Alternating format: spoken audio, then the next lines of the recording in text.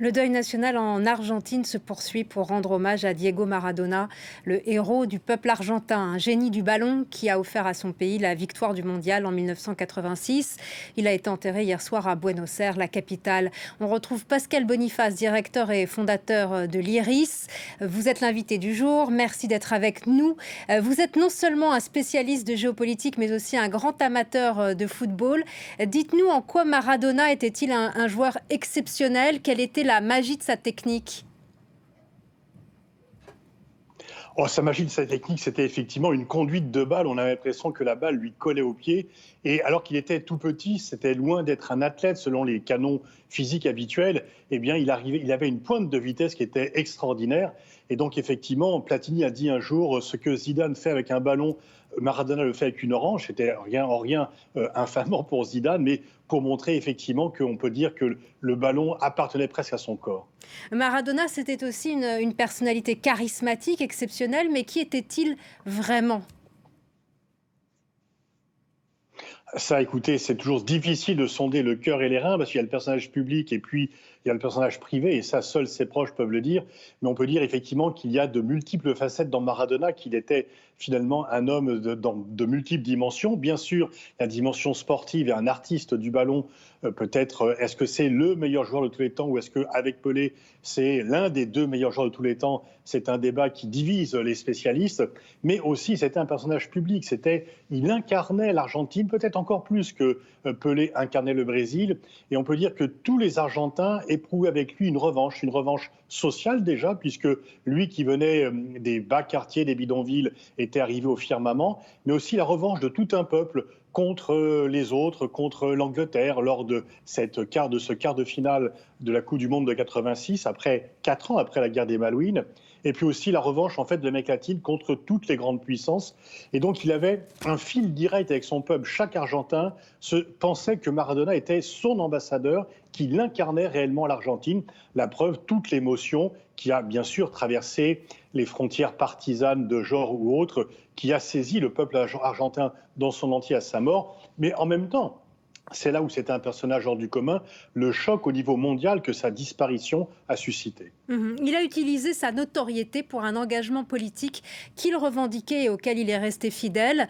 Ses supporters en Amérique latine dissocient-ils le footballeur de son engagement politique ou pas?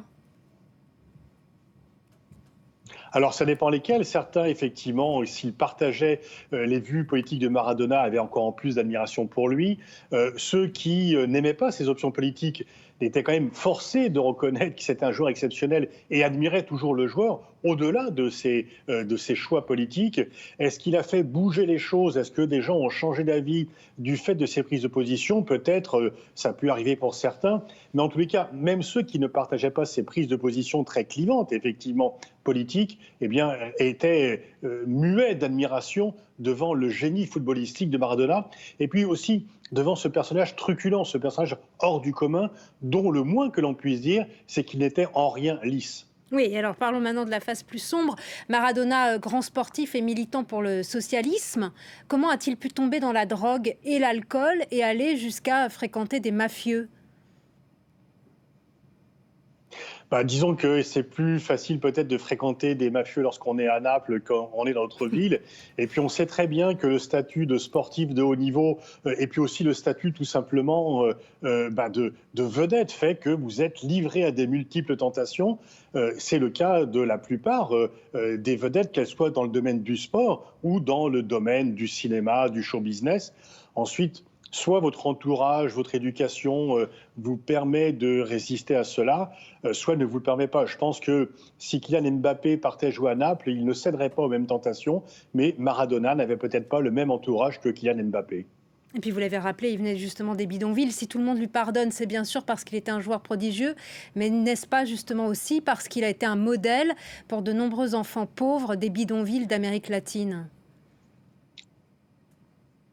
Oui, bien sûr. Alors, c'est vrai que la plupart des grands footballeurs sont très souvent viennent des milieux très pauvres. Pelé, c'était son cas également. Mais en plus, Maradona les incarnait d'autant plus qu'il revendiquait son ascension sociale et qu'il n'oubliait pas d'où il venait. Et que même arrivé vraiment au pinacle, porté au pinacle comme une star mondiale, comme il y en a peu, tout le monde dans le monde entier connaissait Maradona, même dans les endroits les plus reculés, eh bien néanmoins, il ne reniait pas son passé, il ne reniait pas, il voulait toujours incarner le peuple d'en bas. Et en ce sens-là, bien sûr, il a gardé une immense popularité il a créé une légende finalement autour de lui. Cuba aura été un refuge pour lui dans sa vie. Oui, effectivement, à partir de 2000, pour fuir les addictions, il se réfugie à Cuba, où il se montre en public. D'ailleurs, moi, je l'avais moi-même vu venant à un festival du livre à Cuba. Et puis, il a eu des longues conversations avec Fidel Castro. Et c'est vrai que, à partir de ce moment, son engagement public a été plus marqué.